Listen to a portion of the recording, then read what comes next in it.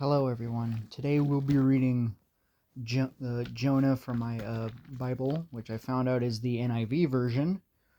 And yeah, so we'll be reading that. What I also wanted to talk about today is that I finally am back after a little short break. Yeah, the last thing I did was make a short before I took, I think, 4-day break. I am back now. And, I was wondering why my videos with my face weren't doing so well, but when I have my videos folded down on my bed and it's just a black screen, it does a lot better for whatever reason. I have no idea why. But anyways, here we go with reading this book. Jonah runs away from the Lord. A message from the Lord came to Jonah. He was son of Amittai. The Lord said, "Go to the great city of Nineveh, preach against it. The sins of its people have come to my attention." But Jonah ran away from the Lord. He headed for Tarshish. So he went down to port of Joppa. There he found a ship that was going to Tarshish. He paid the fare and went on board. Then he sailed to Tarshish. He was running away from the Lord. But the Lord sent a strong wind over the Mediterranean Sea. A wild storm came up. It was so wild that the ship was in danger of breaking apart. All the sailors were afraid. Each one cried out to his own God for help. They threw the ship's contents into the sea. Sorry about that. They were trying to make the ship lighter, but Jonah had gone below deck. There he lay down and fell into a deep sleep. The captain went down to him and said, "How can you sleep?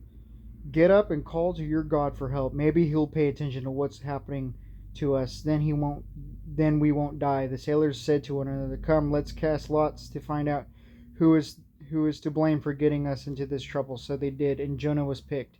They asked him, "What terrible thing have you done to bring all of this trouble on us? Tell us, what do you do for a living? Where do you come from? What is your country? What people do you belong to?" He answered, "I am a Hebrew. I worship the Lord. He is God of heaven. He made the sea and the land." They found out he was running away from the Lord. That's because he told them. Then they became terrified. So they asked him, "How could you do a thing like that?" The sea was getting rougher and rougher. So they asked him, "What should we do to you to make the sea calm down?" "Pick me up and throw me into the sea," he replied. Then it will become calm. I know it's my fault that this terrible storm has come on you." Instead of doing what he said, the men did their best to row back to land, but they couldn't. The sea got even rougher than before. Then they cried out to the Lord. They prayed, "Lord, please don't let us die for taking this man's life. After all, he might not be guilty of doing anything wrong. So don't hold us accountable for killing him. Lord, you always do what you want to." And they took Jonah and threw him overboard, and the stormy sea became calm. When the men saw what had happened, they began to have great respect for the Lord. They offered a sacrifice to him, and they made promises to him. But the Lord sent a huge fish to swallow Jonah.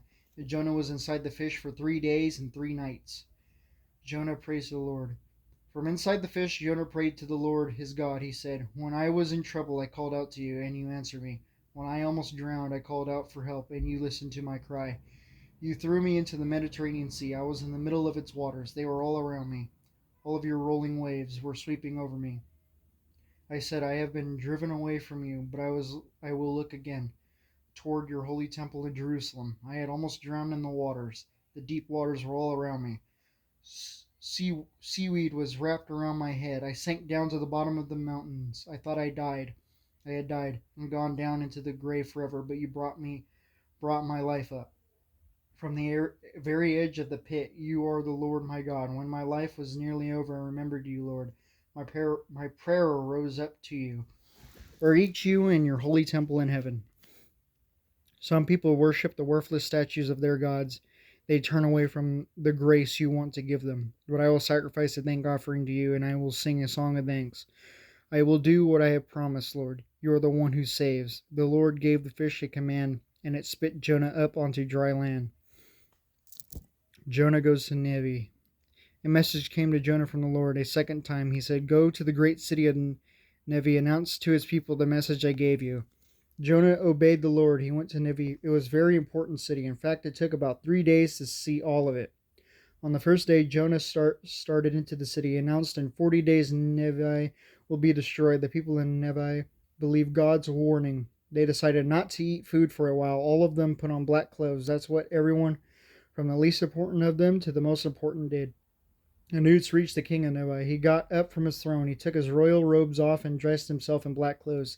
He sat down in the dust. Then he sent out a message to the people of Nineveh. He said, I I and my nobles give this order. Don't let any person or animal taste anything. That includes your heads and flocks. People and animals must not eat or drink anything. Let people and animals alike be covered with black cloth. All of you must call out to God with all your hearts. Stop doing what is evil. Don't harm others. Who knows?